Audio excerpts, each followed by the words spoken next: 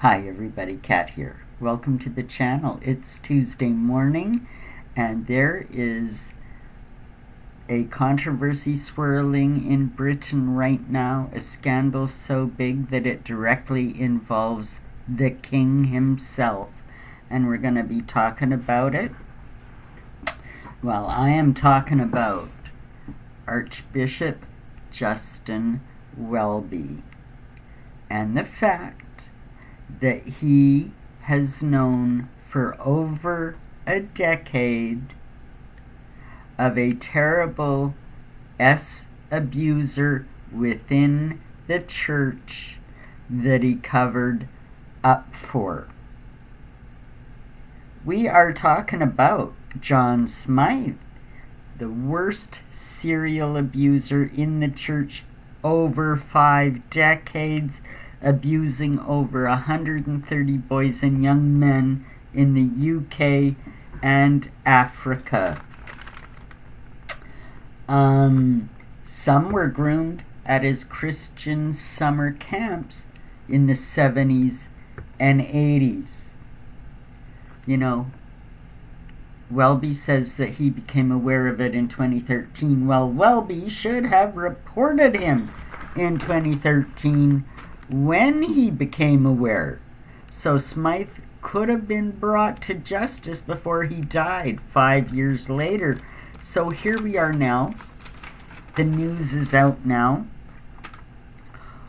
There's calls for him to resign over this abuse scandal. Over 10,000 people have signed a petition for him to stand down. He made a statement last week to Britain's Channel 4 and he said, quote, "I did not and I take responsibility for this, and it was a failure and a really shaming failure. I did not ensure that this was pursued as energetically and remorselessly as it should have been," unquote. He just said nothing. He said, I should have done something, didn't, sorry, oopsie. That doesn't fly. That doesn't fly anymore. We've seen we've seen decades and decades and decades of this kind of abuse all over the place, but in the church particularly, that's what we're talking about now. I mean, Justin Welby is not well respected. He's got the nickname Justin Wokeby because of his leanings towards all the woke ideology and lefty loony madness, and come on, man, you're supposed to be the head of the church, for God's sake. People don't like him. He has, instead of obviously looking after his flock, as this scandal proves that he's remiss in, I mean, he'll dip his toe into politics. He at the time of Brexit, he was calling people that wanted to leave, like he was comparing them to Nazis. He's made comment on other political issues, things that he should not be discussing or commenting on. Archbishop Justin Welby is the head of the Church of England. Well, he is the religious head of the Church of England. King Charles reigns over the Church of England. King Charles. This has been brewing for a week. It shouldn't have taken 6 minutes for King Charles not to discuss with him, not to get the facts out and exercise Christian forgiveness, not to counsel him, not to suggest, not to advise. King Charles, the minute he knew about this, should have gone directly to Justin Welby and said, "You're out now. Done." No looking back, no pension.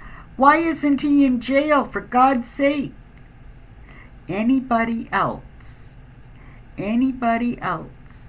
that was covering up for that level of abuse for over 10 years and they get found out, they would be an accomplice to that abuse and they would be subject to an incarceration. I'm not even talking jail time here. He won't get any jail time. They won't do anything to him. But the king, if he cares about his church or any faiths, if you're supposed to have any trust in any religious leader, the king has to act. It's been a week, he hasn't acted. Where is our king? I'm in Canada, like it or not, he's my king too. But where is our king? Justin Welby shouldn't be giving interviews to the news. And it kind of apologize. I guess I should have done something. Oh, gee. Missed my chance. That doesn't fly. He should have been out of here, yesterday. The king has to step in. This is one of those make or break moments. Remember, for over 2 years since I started this channel, King Charles III, Life Imitates Art. That whole playlist. What I've said all along is there's going to be one seminal event, one straw that broke the camel's back that is going to turn the public against the king, and this is going to give William the opportunity to step in, take over, push his father off the throne. I've been saying this for 2 years, and we keep getting ever closer. There's been one scandal, one controversy after another. There's a lot of people that are not in support of the king right now. The monarchy is on shaky ground, whether you like it or not. You got Andrew, you got Harry, now you got Archbishop Welby. There's one scandal after another. I mean, it's convenient the minute that Charles became king, the whole cash for honors scandal went away. But others are still building this thing with Welby. The church, nobody wants the head of a church that is a protector of abusers.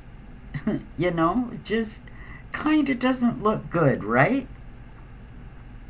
This is just another one of those scandals, another one of those fires being lit by Charles's actions or inactions that's only adding to the turmoil. I mean, things in Britain are bad enough. I mean, just like here in Canada, horrible leaders, all kinds of things going wrong. And the last thing you need is another big scandal like this, and the head of the scandal kind of saying, oh, oopsie, oh well, carry on. Nothing we can do about it now. Should have done, could have done, didn't. Oh well. No. And the king's used those kind of excuses too for his inaction over the years. It's brass tacks now. It's serious. The king has to act. Welby has to go. And it's got to be done, today. So we'll wait and see what actually happens, what action is taken, and where the church and the monarchy is headed next, man. It's a wild ride. Stay with me. Love to hear what you think about all this. Leave me a comment, like, subscribe, and share these videos. We'll see you in the next one. Bye for now.